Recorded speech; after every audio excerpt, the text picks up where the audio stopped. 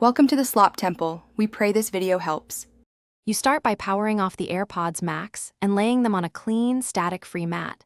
This avoids damage and keeps screws organized. Once done, remove the ear cushions gently. There are snaps and magnets. Next, use a small screwdriver to open the hidden screws under the cushions and place each screw into a labeled tray so you know which goes where. Make sure to have replacement battery and adhesive ready. This lets you continue without delays.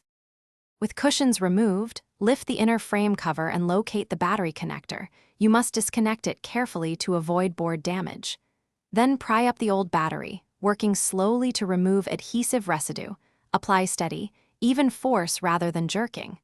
Once the bay is clear, seat the new battery and reconnect the plug in the same orientation.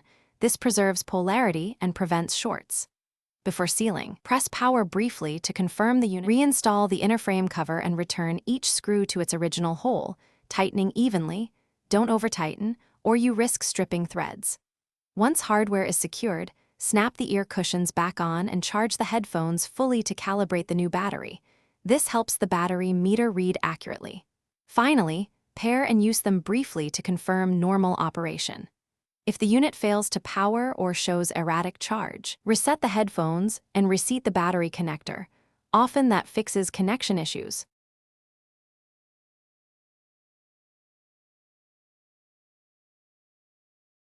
Thanks for watching.